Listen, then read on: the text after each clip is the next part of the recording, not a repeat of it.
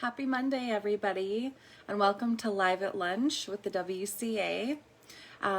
Today I'm going to talk a little bit about some of the things that I do. So my name is Elizabeth Goff, and I am a clinician at the WCA. And I primarily work with adults and then some teenagers. I do individual counseling sessions, and then I also do some groups. So today I'm going to talk about one of the groups that I do. It's called Holistic Healing, and this is a group that I do for our residential clients at our shelter. And this group started about a year ago. Hi Maria, thanks for watching.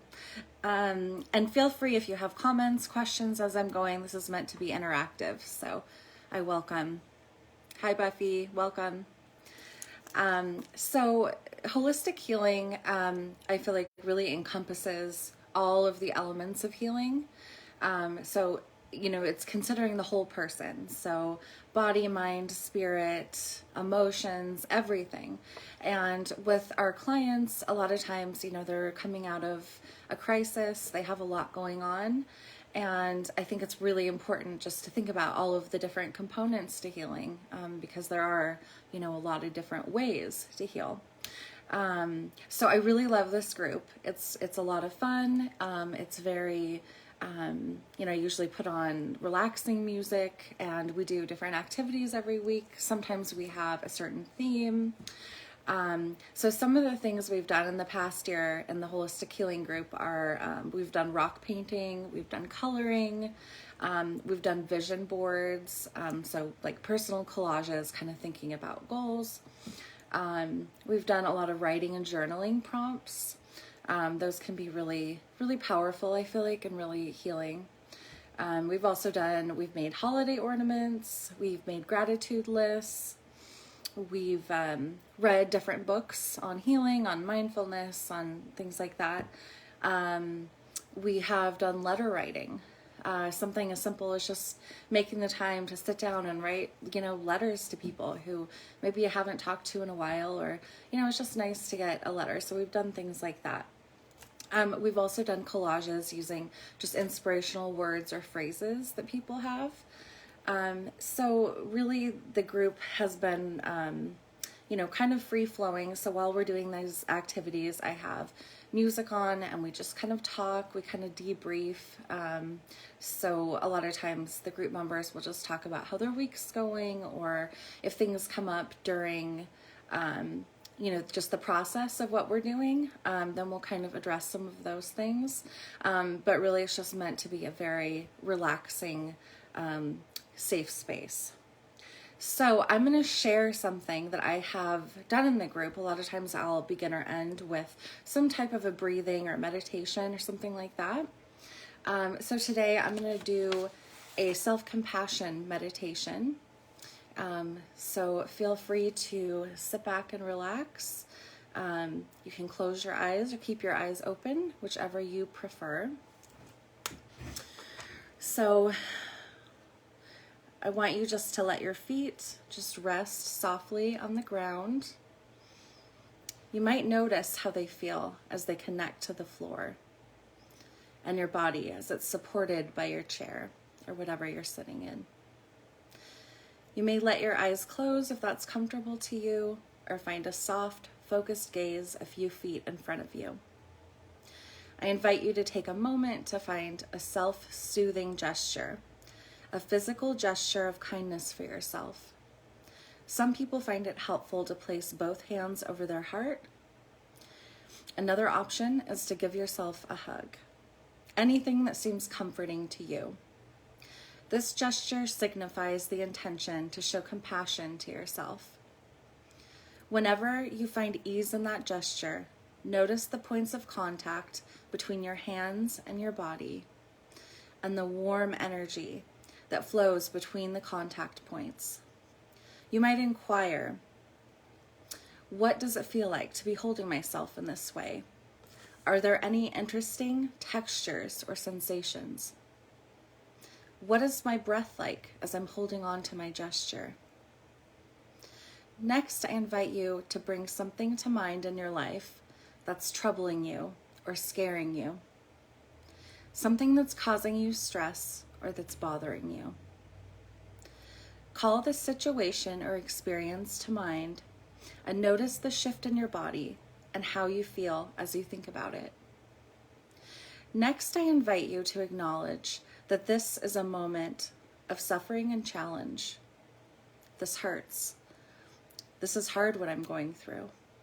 And also, suffering is a part of life. Other people feel this way too. We all struggle in our lives. I'm not alone or abnormal in my suffering. I invite you to offer these phrases to yourself. May I be kind to myself in this moment. May I give myself the compassion that I need right now. May I accept myself as I am. You might also inquire, are there any other words you need to hear right now? You might offer the phrases to yourself once again. May I be kind to myself in this moment. May I give myself the compassion I need right now. May I accept myself as I am. Take a deep breath, and when you're ready, you might start to bring your attention back to the sounds in this room and see if you can notice any sounds outside the room. Noticing what's happening right here in this room. Any smells, the contact of your body to the chair, your feet to the floor. And whenever you like, opening your eyes, noticing the light within the room, and bringing with you the intention to bring gentle, allowing, self-acceptance, and self-compassion into the rest of your day.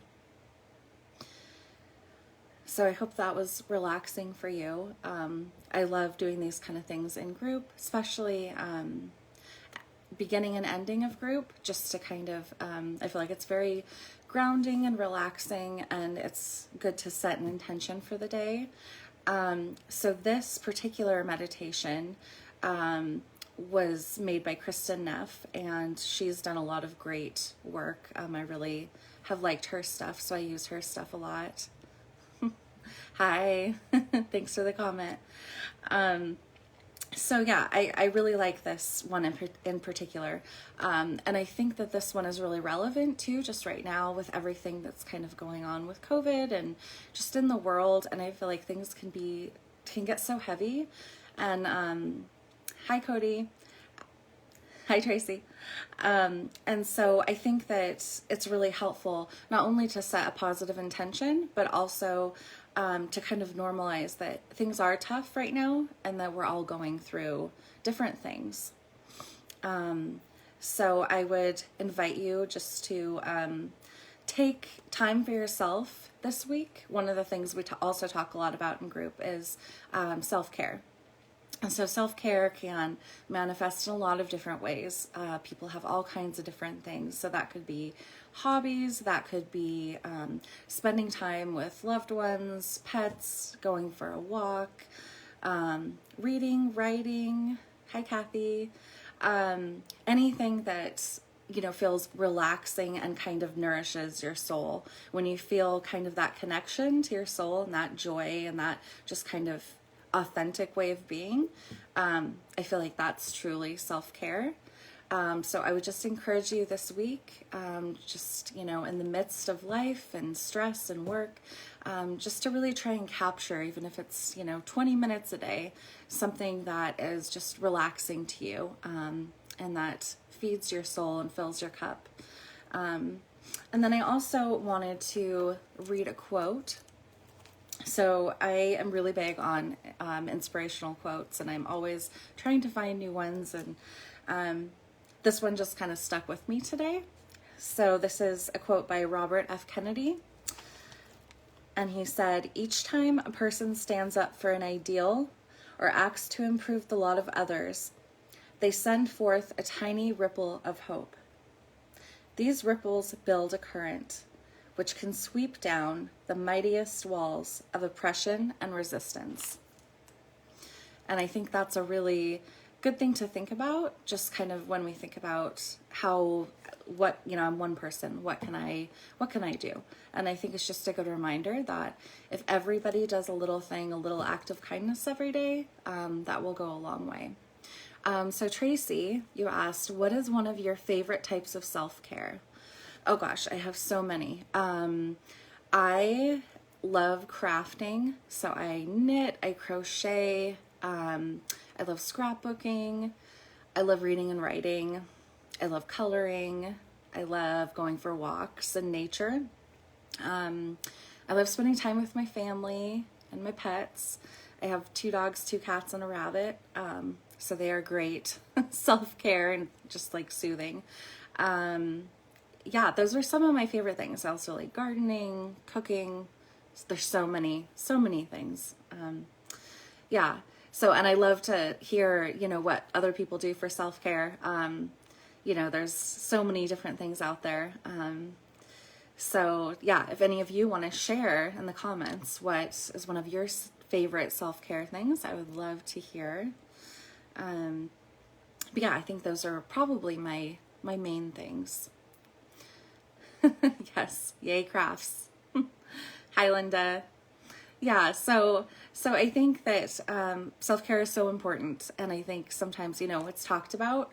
But the thing with this holistic healing group that I really try and reinforce each week is just the importance of self-care, and how you kind of get to this point, sometimes without knowing it, of just feeling like your cup is empty. And all of a sudden you have this realization that, wow, I really need to take some time for myself. So a lot of times at the end of group, we'll just kind of all go around and say one thing we're going to do today for self-care.